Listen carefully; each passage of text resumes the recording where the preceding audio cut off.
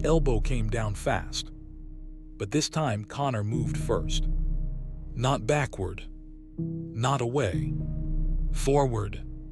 He stepped inside the referee's body before the man could block him again. The elbow cut past his ear instead of crashing into his skull. He felt wind from it. Close, too close. The bigger man's balance shifted forward after missing. Connor reacted without thinking. Left hook to the body, right knee up the middle. Hard, clean. The bigger man folded slightly. Not dropped, but hurt. The crowd did not cheer. They changed. The noise turned sharp. Angry. Money was moving. The promoter shouted something in Thai. The referee tried to step between them again. This time Connor shoved him away. Not violently, but clearly. The referee stumbled 2 steps back. The crowd gasped. Now it was not just a fight. Now it was a problem. The bigger man roared and charged. Wild punches. Heavy swings meant to end things fast. Connor moved along the ropes. His ribs screamed with every breath. But his mind was calm. Strange calm. Like everything had slowed down. He saw openings clearly. A lazy overhand. A dropped guard. He stepped to the side. Threw an elbow across the cut he had opened earlier. The strike landed. Blood sprayed. The bigger man froze for half a second. Connor followed with a right knee to the body. Then another. The bigger man dropped to one knee. The crowd went silent. The referee hesitated. He looked toward the promoter. The promoter shook his head violently. No count. The bigger man pushed himself back up. Shaky, but standing. Connor understood something important in that moment. There would be no fair count. No fair stoppage. If he wanted out of this ring alive, he had to finish it himself. The bell finally rang. Round over. But the bigger man threw one last hook after the bell. It grazed Connor's shoulder. The referee did nothing. Connor walked back to his corner. Aaron leaned through the ropes. Finish fast, Aaron whispered. They won't stop it. Connor nodded. Across the ring, the promoter was speaking directly into the referee's ear, pointing at Connor. Angry. Very angry. This was not how the night was supposed to go. Second round. The bigger man came slower now. Blood running down his face. Breathing heavy. But dangerous. Desperate fighters are dangerous. He clinched hard. Tried to drag Connor down. Connor felt the weight difference clearly. 10 kilos at least. Maybe more. A forearm pressed against his throat, trying to crush his windpipe. The referee stood close. Too close. Watching. Waiting. Connor shifted his hips. Turned. Landed a short elbow inside. Then another. Then a sharp knee to the liver. The bigger man groaned. His grip loosened. Connor stepped back and threw a right cross. Clean. The man's legs went stiff. For 1 second, he stood upright like a statue. Then he fell backward. Flat. The warehouse exploded with noise. Not cheers. Chaos. The referee looked frozen. He glanced at the promoter. The promoter screamed something. But the bigger man was not moving. Blood pooled beside his head. Connor stood there, chest heaving. Waiting. 1 second. 2. 3. The referee finally began counting. Slow. Too slow. But it did not matter. At 8, the bigger man tried to sit up. Collapsed again. At 10. The referee waved it off. The fight was over. For half a second, silence. Then everything broke. Men rushed forward, not to congratulate, to argue, to shout. The promoter climbed into the ring, his face red with anger. He shoved the referee, then pointed at Connor, yelling in Thai. Connor did not understand the words, but he understood the energy. This was not over. Aaron grabbed Connor's arm. "Go," he said sharply. "What?" "Go now." They slipped through the ropes before officials could block them. Behind them, shouting grew louder. Someone shoved Sakta. Connor saw it out of the corner of his eye. Sakta did not fight back. He just stood there, watching. Outside the warehouse, the night air felt thick and electric. Aaron pulled Connor toward the back of the building. "Car," Aaron said. "Whose car?" "Not Sakta." That was all he said. They reached a small pickup truck parked in the shadows. Aaron opened the passenger door. "Get in." Connor hesitated. "What's happening?" Aaron looked directly at him. "You win, wrong fight." That sentence hit harder than any punch. Connor climbed in. Aaron jumped into the driver's seat. The engine started fast. Too fast. Like it had been waiting. They drove without headlights for the first few seconds. Then Aaron switched them on once they turned onto a dirt road. Behind them, shouting spilled out of the warehouse. Connor looked back. He saw the white truck's engine turn on. Headlights flashed. "They're coming," he said. "Yes." Aaron pressed harder on the gas. They drove through narrow dirt paths between fields. No main road. No streetlights. Only moonlight and dust. "Where are we going?" Connor asked. "My uncle," Aaron said. "Safe. For now." Connor's ribs hurt with every bump in the road. He looked back again. Headlights in the distance. Far. But there. The white truck. "They won't stop," Connor said quietly. "No." After 20 minutes of rough driving, they reached a small wooden house on stilts. Far from anything else. Aaron killed the engine. Lights in the distance were no longer visible. For now, an older man stepped out of the house. Thin, gray hair, shotgun resting casually in his hands. He looked at Connor, then at Aaron. Aaron spoke quickly in Thai.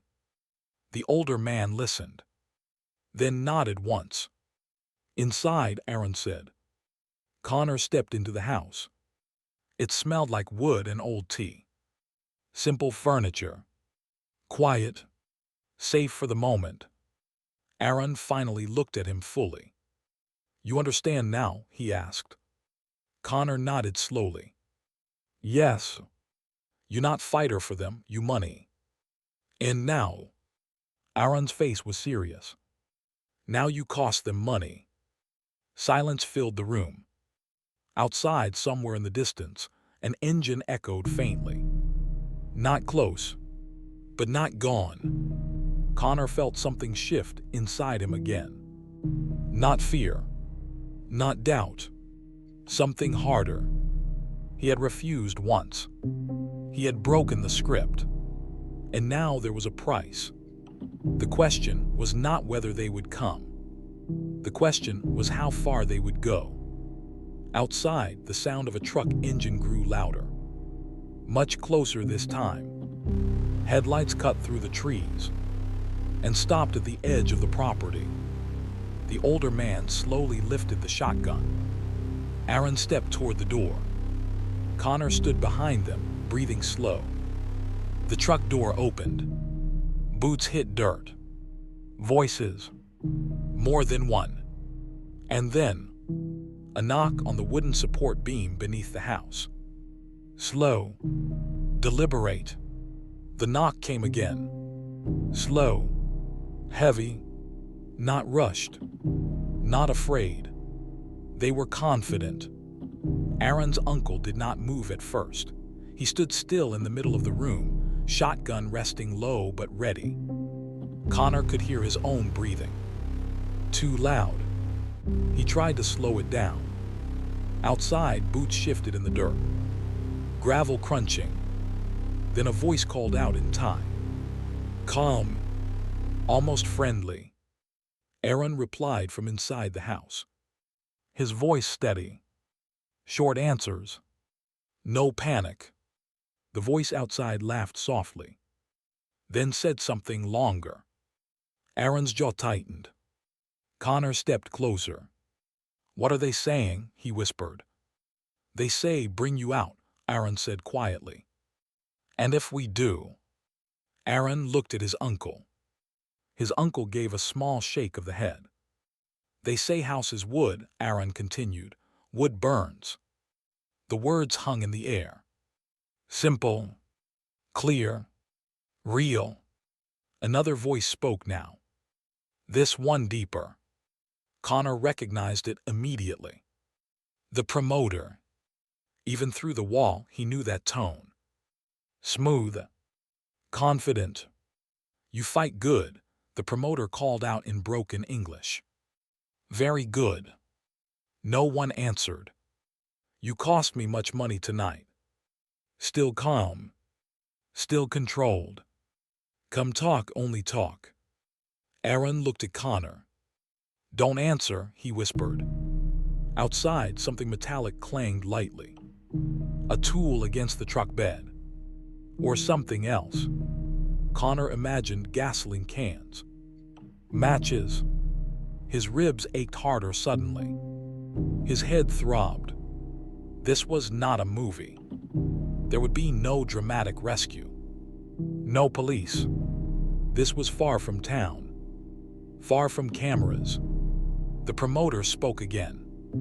If you leave Thailand, no problem, he said. But tonight we talk. Connor's heart beat harder. That sounded reasonable. Too reasonable. Aaron shook his head slightly. He lie, Aaron whispered. How do you know? My brother talk. Silence followed that. Connor did not ask more. He didn't need to. Minutes passed. Long minutes. The promoter changed tone slightly. Less friendly now. You foreigner, he called. You think you strong, you think you smart, but you don't understand here. That part was true. Connor didn't understand everything. But he understood one thing clearly. If he walked outside, he would not walk back in. Aaron's uncle finally spoke. His voice was low but firm. He shouted something in Thai that Connor did not understand. But the message was clear. Leave. Outside, boots shifted again. One of the men laughed. Another spat. The promoter sighed loudly. Then said something short and sharp. The truck doors opened. Engine started. Connor did not move until the sound faded. Then faded more. Then disappeared completely. Only then did Aaron's uncle lower the shotgun. They did not speak for a while. They simply sat, listening, waiting for the engine to return. It didn't. After almost 15 minutes, Aaron finally exhaled deeply. For now, he said. For now, Connor repeated. He looked at Aaron's uncle. Thank you. The older man gave a short nod. No smile. No words. Just understanding. They stayed the night. Connor lay on a thin mat on the wooden floor. He stared up at the ceiling beams. Every sound outside made him tense. Every rustle in the trees felt like a footstep. His body was tired, but his mind would not shut down. He thought about Ireland, about his mother's kitchen, about rain hitting windows. So far from this heat, so far from this danger. He could still leave. The promoter had said it himself. Leave Thailand. No problem. But something didn't sit right. If it was that simple, why come to the house? Why threaten to burn it? Why push so hard? Because it wasn't over. It couldn't be. Before sunrise, Aaron woke him. We go back, he said. Back, Connor asked. Yes. That's insane. Aaron shook his head. If we hide, they control story. What story? Aaron looked at him carefully. They say you attack referee. Connor froze. They can't do that. Aaron's face stayed serious. They can. That was the moment Connor understood how small he really was here. One foreigner, one fighter, against a promoter who clearly had money, connections, and control. If they spread the right story, he would be the violent outsider, the disrespectful foreigner, the dangerous one. No more fights anywhere in Thailand. Maybe worse. They drove back after sunrise. The gym looked normal. Too normal. Fighters were running. Bags swinging. Sakta stood near the ring. When he saw Connor step out of the truck, his face did not change. Not surprise. Not anger. Nothing. You come back, Sakta said.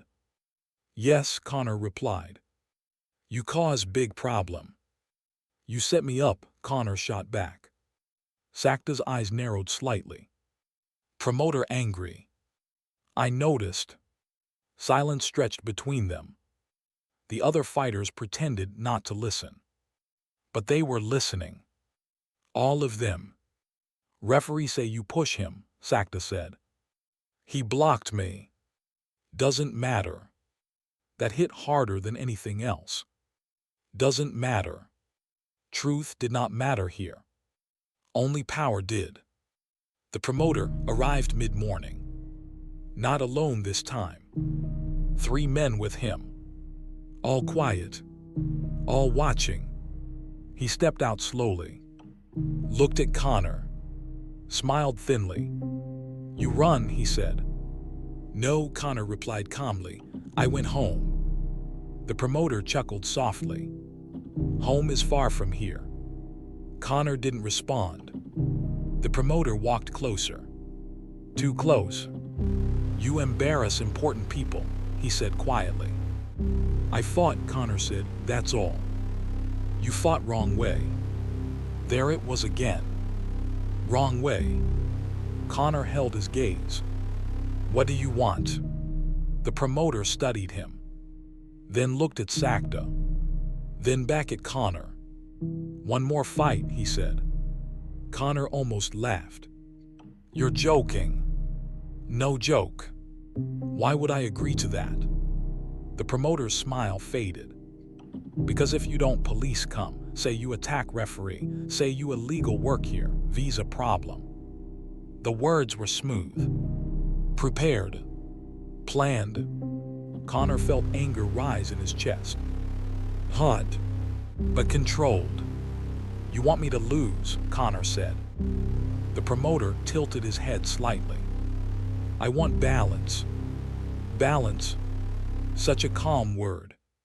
For something so dirty. Aaron stepped forward slightly. The promoter noticed immediately. His eyes hardened. You quiet, he said to Aaron in Thai. Aaron stepped back.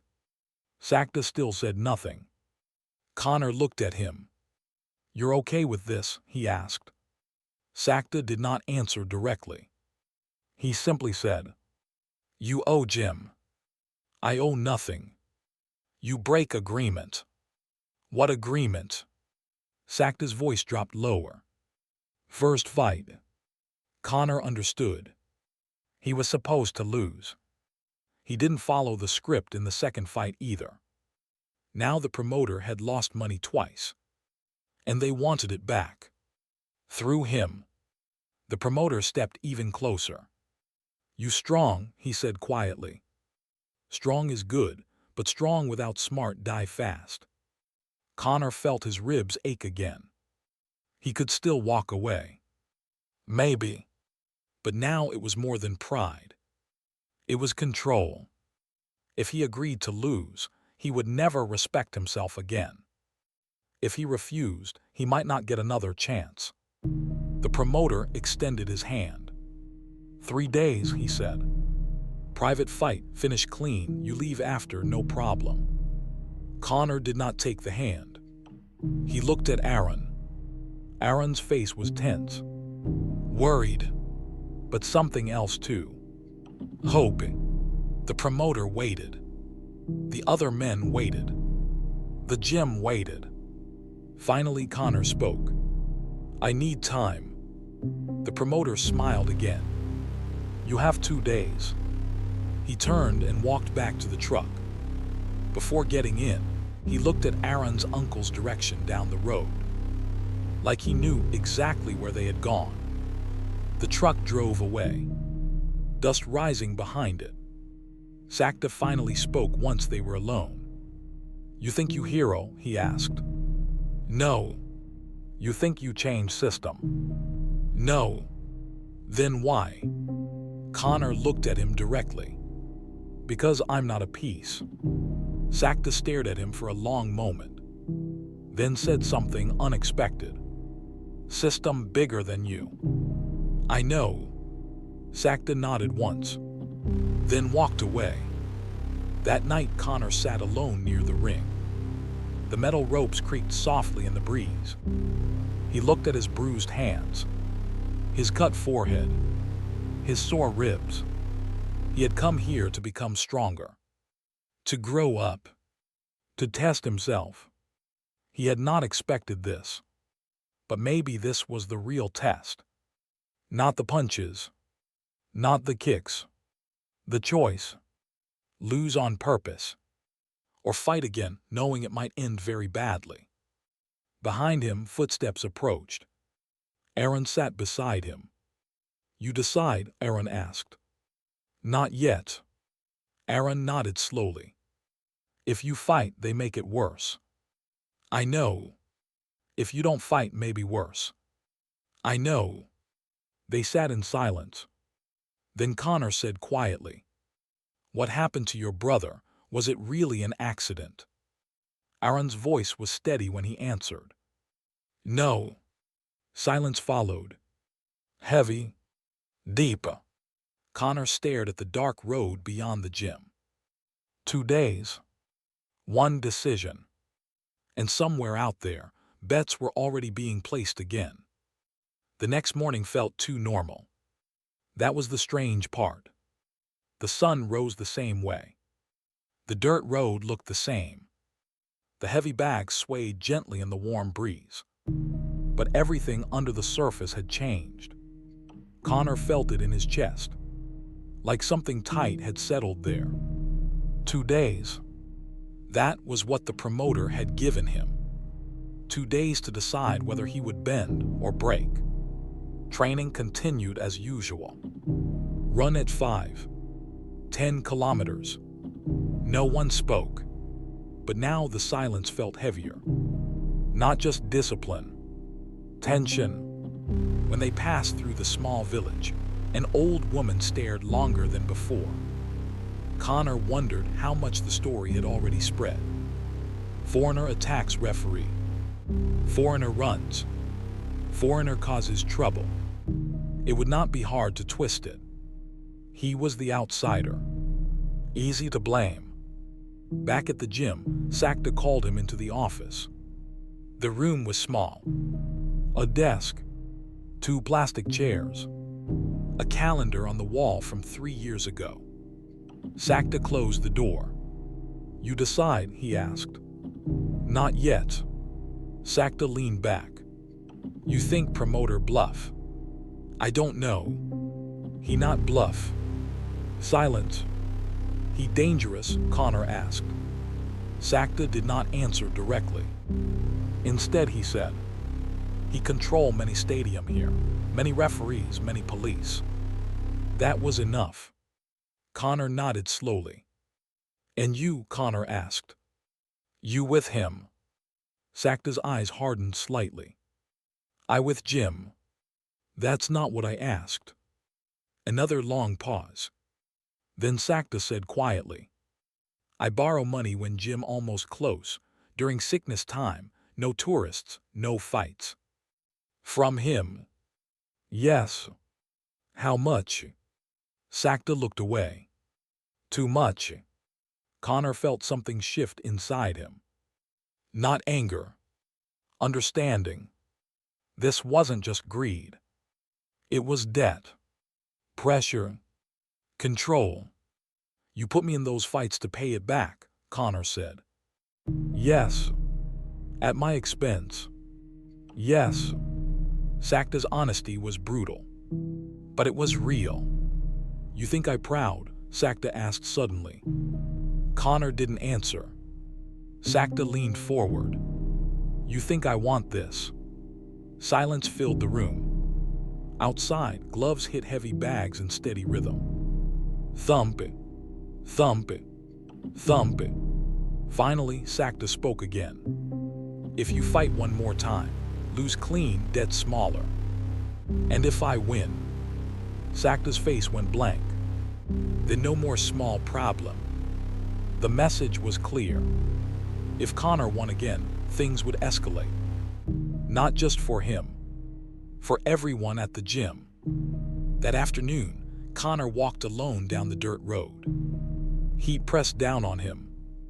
The field stretched wide and empty. He needed space to think. Lose clean. That meant take a fall. Maybe a body shot.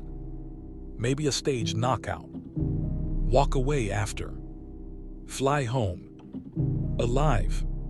But he would know. He would always know. And the promoter would know too. That he could be controlled. That he could be bought. Something inside him rejected that completely. But he also thought about Aaron. About Sakta. About the other fighters. If he pushed back again, would they pay? That question hurt more than his ribs. That night, he made his decision. He found Aaron sitting near the ring, wrapping his hands slowly. I'm fighting, Connor said. Aaron stopped wrapping. He did not look surprised. Win? Aaron asked quietly. Yes. Aaron closed his eyes for a second. Then nodded once. Then we leave. Leave where? Not gym, not here. Connor felt a chill. You mean leave Thailand? Aaron shook his head. Leave system. The way he said it made it sound larger than just a promoter. Like something bigger. Wider. Spread out. The private fight was set for 2 nights later. Different location. Smaller. More controlled. No public crowd this time. Only men with money. Only men who needed outcomes. Connor did not sleep much the night before. He lay on his mattress listening to the fan. Clicking. Clicking. Clicking. Each turn felt like time running out. He thought about Ireland again. About rain. About cold mornings. About home. But he did not think about quitting anymore.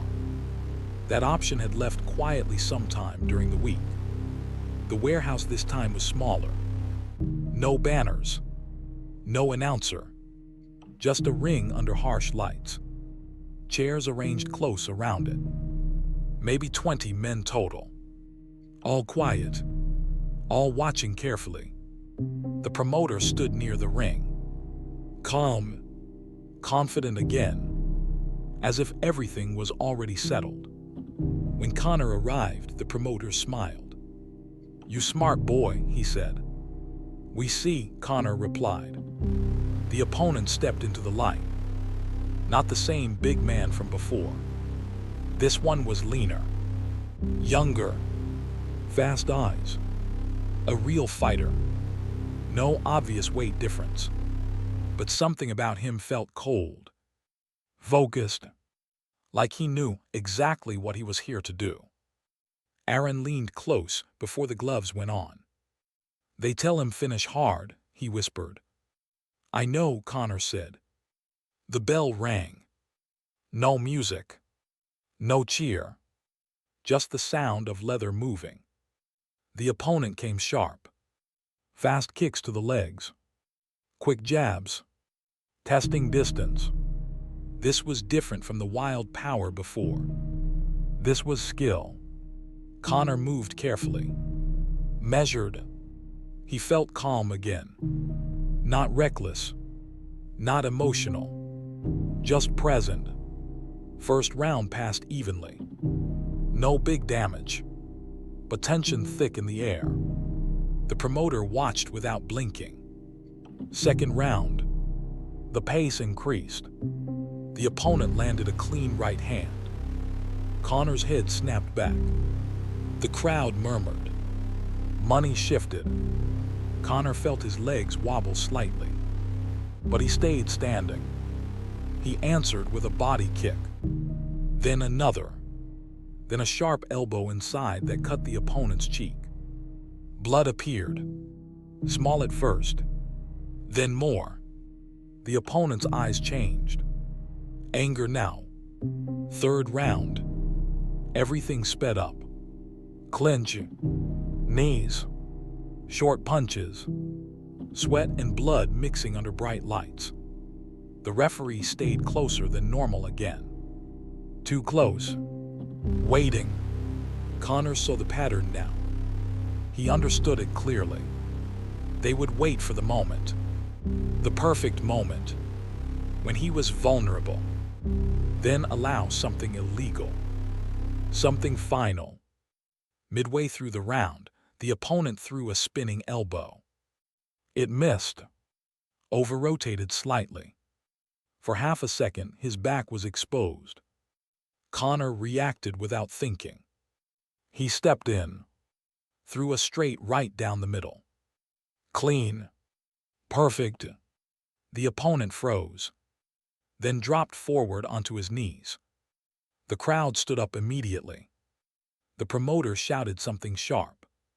The referee hesitated again, looking for instruction.